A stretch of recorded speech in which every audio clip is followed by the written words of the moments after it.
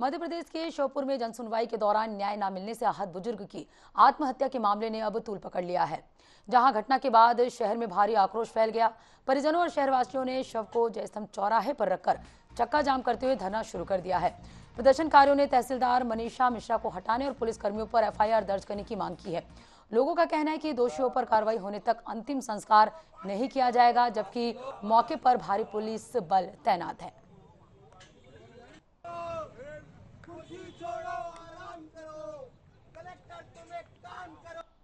मेरा पति वापिस दो, मेरे 5 पति की बदले मुझे 5 बच्चों का न्याय दो। क्या पूरा प्रकरण था?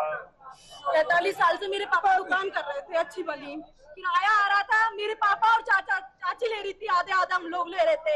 एकदम से वो मनोज जो घर का विवाद था, घर के विवाद में हमारी दुकान कब्जे में कर ली। एक तो पहली बार, फिर धमकियां दी, वो थानेदार से धमकियां दिलवाई लगातार कंटिन्यू। कोतवाली से धमकियां मिली कंटिन्यू, तुम्हें मार देंगे, तुम्हें ऐसा कर देंगे, तू हमारे यहाँ पे। जहर खाने के बाद एक मनोज जाट व्यक्ति बोलता है कि मैडम उसने कुछ खा लिया। जब वो निकल के आती है, अरे ये बुड्ढा नाटक कर रहा है। वो कहते हैं मैडम कलेक्टर से मिलना के, कलेक्टर यहाँ नहीं है, जबकि कलेक्टर उस समय वहाँ जनसुनवाई कर रही होती है। इनको जब लेकर के आए, परिजनों ने मेरे को फोन लगाया, एम्बुलेंस की व्यवस्था हमने बनाई, लेकिन जब तक एक समय में आप समझते हो कोई घटना हो जाए तो पैसे की व्यवस्था करना है। बहन जी ने कहा मेरे पास आयुष्मान कार्ड है, मैं आयुष्मान कार्ड और आधार कार्ड लेके आती हूँ। वो लेने गए, जब तक उनको स्थिति और खराब हो गई, उनको वेंटिलेटर पे लेना पड़ा।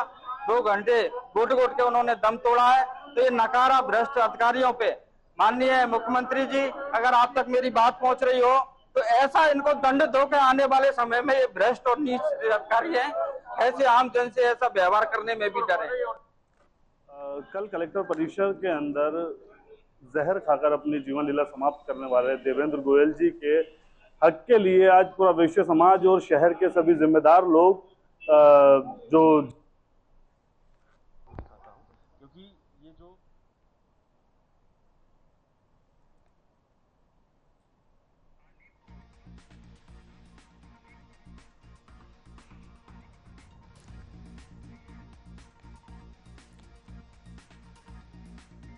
तो श्योपुर में एक बुजुर्ग की मौत के बाद प्रशासन के खिलाफ लोगों का गुस्सा फूट पड़ा है। परिजनों और ग्रामीणों ने तहसीलदार को हटाने की मांग को लेकर विरोध प्रदर्शन शुरू कर दिया है।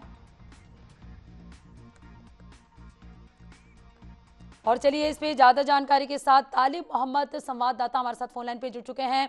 तालिब, क्या है पूरा मामला? बुजुर्ग की मौत किन परिस्थितियों में हुई और लोग जो प्रदर्शन कर रहे हैं किन मांगों को लेकर यहाँ पर प्रदर्शन कर रहे हैं?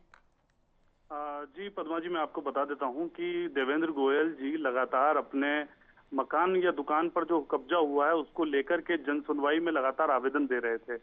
उन्होंने बताया कि उनके परिजनों ने बताया कि वो लगातार कोतवाली में भी आवेदन दे चुके हैं, लेकिन उसके बावजूद उनकी सुनवाई नहीं हो रही थी और इस सुनवाई से परेशान होकर वो लगातार जन सुनवाई के चक्कर काट रहे थे।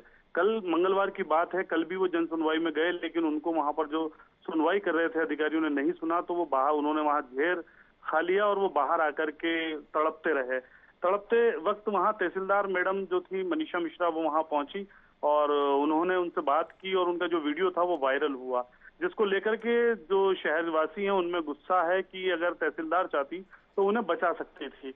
और मौके पर फिर एम्बुलेंस बुलाई गई और एम्बुलेंस बुला करके उनको जिला अस्पताल पहुंचाया गया।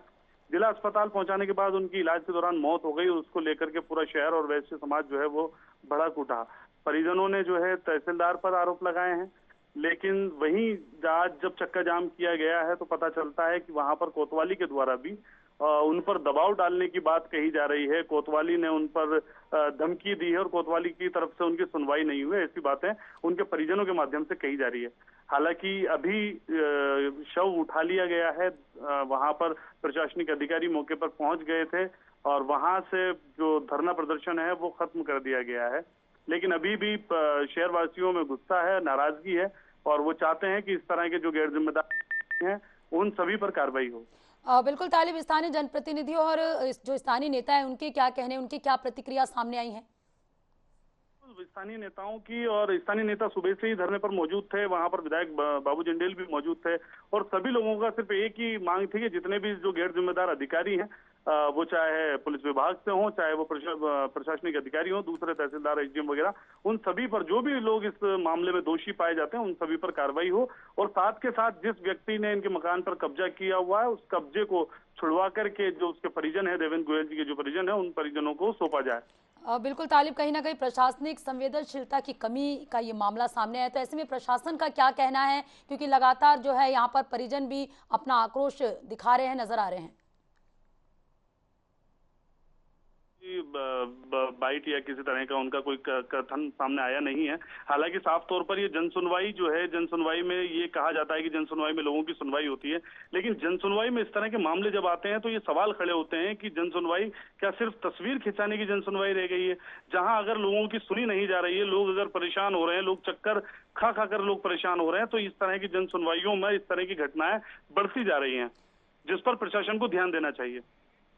शुक्रिया तालिब तमाम जानकर हमसे जुड़ने के लिए। तो ये संवेदनशील मामला सामने आया है श्योपुर से, जहां न्याय न मिलने से बुजुर्ग ने आत्महत्या कर ली है। बुजुर्ग की मौत पर जन आक्रोश भड़क उठा है और परिजन शव को सड़क पर रखकर अपनी मांग रख रहे थे, न्याय की मांग कर रहे हैं। तहसीलदार को हटाने की लगातार यहां पर मांग कर रहे हैं।